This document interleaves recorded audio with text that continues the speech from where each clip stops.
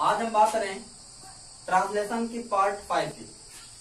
Basically हमने एक series start किया है, इसमें पार्ट 1, पार्ट 2 और पार्ट 3 और पार्ट 4 इसको हमने बताया बेटा। तो उसमें क्या था, आपने देखा छोटे वाक्यों को देखा, थोड़ा मीडियम वाक्यों को देखा, तो हमने सोचा कि आपको कुछ बड़े वाक्यों का ज्ञान दिया जाए कि जैसे मान लीजिए छोटा वाक्य मान लीजिए कर लेते हैं हम, लेकिन जब कोई बड़ा वाक्य हो और उस हिंदी के बड़े वाक्य को हमको अंग्रेजी बनाना हो तो कैसे बनाते हैं बेटा। तो ध्यान देना, हमने एक वाक्य लिखा है, जीवन में आगे बढ़ने के लिए मेहनत करना हर इंसान की बाध्यता है। और हमने एक स्ट्रक्चर निकाला था जो था सब्जेक्ट, वर्ब और अदर वर्ड। और हमने भी कहा था कि हमको हिंदी से किसी भी वाक्य अंग्रेजी बनाने के लिए सब्जेक्ट होना जरूरी है, वर्ब जरूरी है, ऑब्जेक्ट होना चाहिए, कॉम्प्लीमेंट होना चाहिए। तो ध्यान देना बेटा, कुछ बच्चों ने कहा सर हम वाक्य में सब्जेक्ट ढूंढ नहीं पाते हैं। तो हम बात करते हैं किसी वाक्य में सब्जेक्ट होता क्या क्या है या सब्जेक्ट होने के लिए हमें चाहिए क्या क्या। तो ध्यान देना, ये हो गया सब्जेक्ट। अब सब्जेक्ट होने के लिए चाहिए क्या क्या, सबसे पहले होना चाहिए नाउन। अब नाउन जो है सिंगुलर भी हो सकती है और प्लूरल भी हो सकती है। अगर नाउन नहीं है तो प्रोनाउन होना होगी। क्या होगी? प्रोनाउन। ये भी सिंगुलर होगी, प्लूरल होगी, कोई भी हो सकती है। अगर ये भी नहीं है तो इन्फिनिटिव होगा। क्या होगा? इन्फिनिटिव क्या है? 2 + B1, ये हमेशा सिंगुलर होती है। अगर ये भी नहीं है तो जिरंड होगी। जिरंड क्या है? वर्ब की आईएनजी फॉर्म, अर्थात B1 + ING = B4, ये भी हमेशा सिंगुलर होती है। अगर ये भी नहीं है तो हमारे पास होगा इट, और ये हमेशा सिंगुलर होती है। अगर ये भी नहीं है तो होगा देयर। क्या होगा? देयर।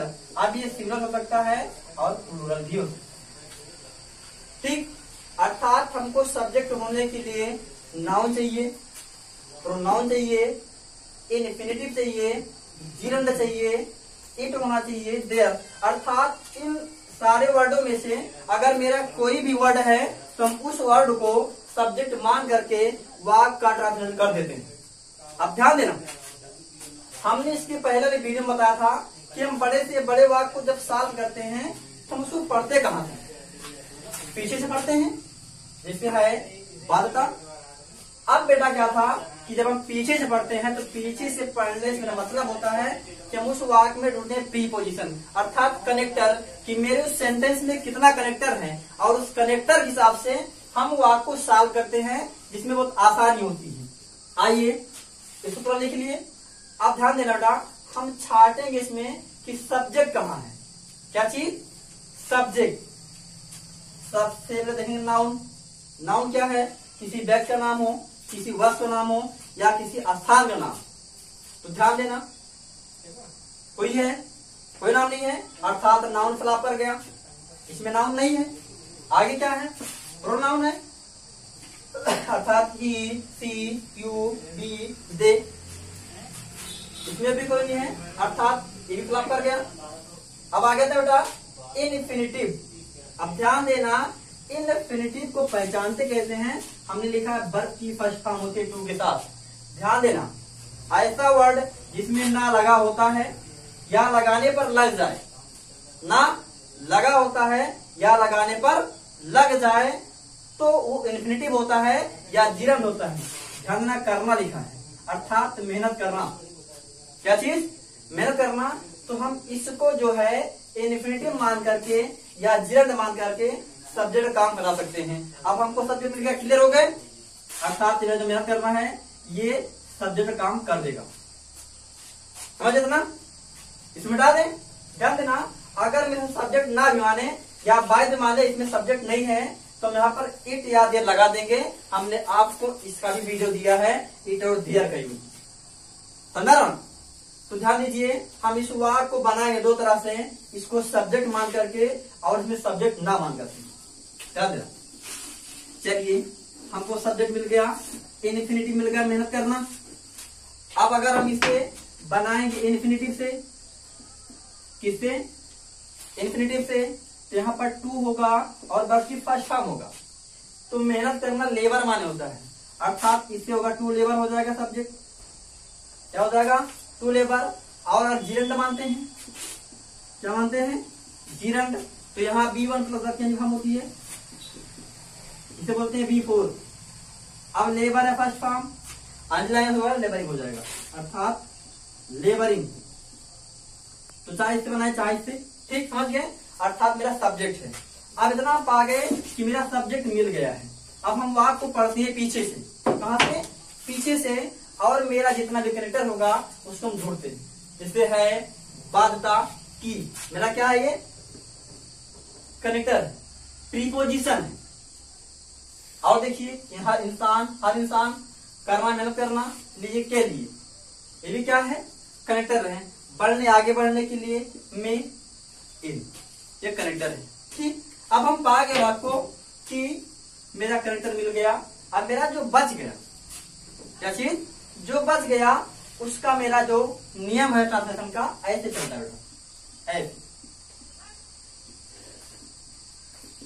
ऐसे चलता है। ठीक, आइए तो हम पहले जो सीधा बनी, जो मेरा पार्ट मिला प्रीपोजिशन का, उसके नीचे उल्टी तीर बनाएंगे, यानी ऐसे बना देंगे हम। और हमने भी बताया है कि जब भी मेरा कनेक्टर आएगा या प्रीपोजिशन आएगा तो कभी अकेला नहीं आएगा, वो किसी न किसी वर्ड को साथ भी लेकर आता है। चलिए आइए हम इस तो को बना। अब मेरा बचा क्या है? मेहनत करना बाध्यता है। क्या? मेहनत करना बाध्यता है, ये हो गया सीधा। और क्या बचा है? बाध्यता है। और हमने भी कहा कि हम आपको इस सेंटेंस को दो तरीके से सॉल्व करेंगे, ठीक है? आइए, अब मेहनत करना, हमारा स्ट्रक्चर है सब्जेक्ट वर्ब अदर वर्ड, इसी पे किया जाएगा। पहले सीधा वाला पार्ट, फिर उल्टा वाला पार्ट। आइए, ये मेरा क्या है?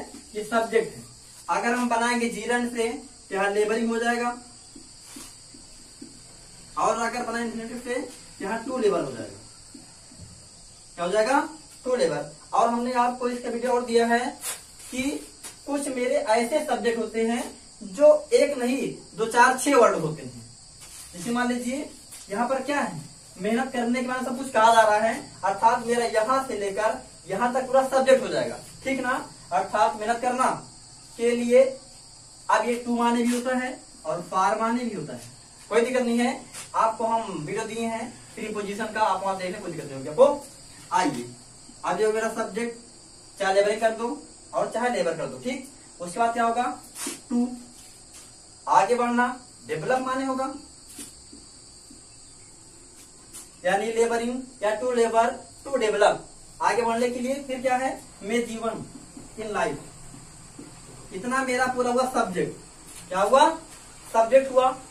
फिर क्या मेरा? वर्ब है। अब ध्यान देना, मेरे वर्ब क्या है? हाई काम कर रही है, पर ये प्रेजेंट टेंस में है, इज लगाएंगे। उसके बाद में बाध्यता, कंपल्सन माने होता है। चलिए, कंपल्सन हुआ, सब्जेक्ट हो गया, वर्ब हो गया, अदर वर्ड, तो मेरा सीधा पार्ट हो गया। अब क्या बचा? मेरा उल्टा वाला, अर्थात प्रीपोजिशन का पार्ट बचा। क्या बच रहा है? कि आप माने होता है। उसके बाद में क्या बचा? इंसान, हर इंसान, ये प्रीपोजिशन ओ एडजेक्टिव, और ये क्या है? नाउन है, यानी आप, एवरी पर्सन। ये मेरा हुआ फर्स्ट पार्ट। और हमने भी कहा आपको कि इस वाक्य को बताएंगे दो तरीके से। तो मेरा फर्स्ट पार्ट था जिसमें आपको दिक्कत नहीं आएगी। अब हम देखते हैं आगे क्या होगा इसमें, अगले नियम में।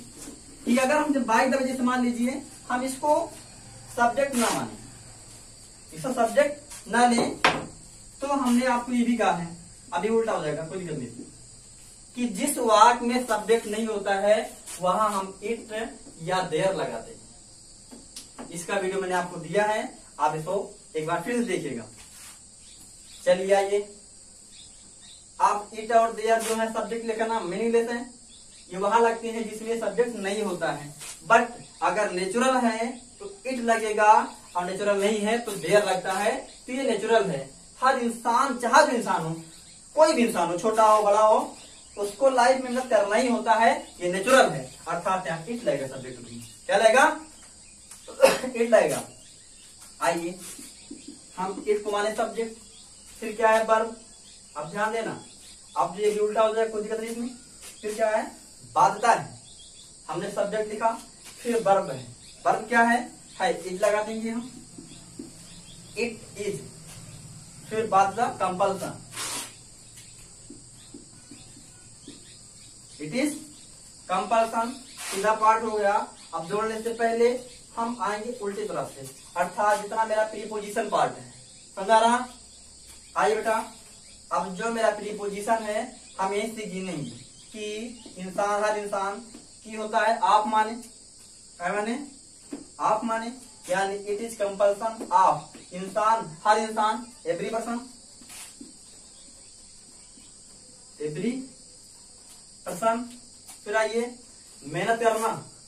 अब ध्यान देना, मैंने भी कहा है कि जब भी किसी वाक्य में दो वर्बें आती हैं तो जो मेरी सेकंड वर्ब होती है वो हमेशा इन्फिनिटिव में लिखी जाती है, और इन्फिनिटिव में टू होती है, बल्कि फर्स्ट फॉर्म, अर्थात टू लेवल, यानी आप, हर इंसान, एवरी पर्सन, मेहनत करना, टू लेवल। फिर क्या है? के लिए। क्या? टू माने होता है, फार माने होता है, फार लगा दिए। फिर बढ़ने, आगे बढ़ने, डेवलप माने होगा। उसके बाद में इन माने होता है। फिर है जीवन, लाइफ, यानी it is compulsion of every person to labour for developing life. यानी हमने कहा कि मेरा कोई भी छोटा वाक्य हो, बड़ा वाक्य हो, उस वाक्य में हम पीछे से पढ़ेंगे, और पीछे से पढ़ने पर जितना मेरा कनेक्टर मिलता है, प्रीपोजिशन मिलता है, उसके साथ में लगे वर्ड को हम उल्टा कर देते हैं और बाकी बचे हुए पार्ट को सीधा कर देते हैं और इसी फार्मूले पर रख देंगे, हमारा वाक्य सॉल्व हो जाएगा। तो चाहे जितना बड़ा वाक्य होगा आप ऐसे सॉल्व करेंगे तो आपको कोई दिक्कत नहीं होगी। समझ रहा है? ऐसे एक वाक्य आप लिख लीजिए और कर लाइएगा, ठीक है ना? देखिए, भारत, क्या? भारत गांव का विशाल देश है, या भारत गांव का देश है।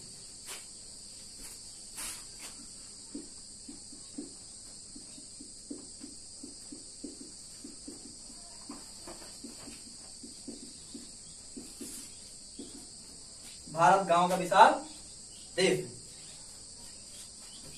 ऐसे कौन लिख लीजिए।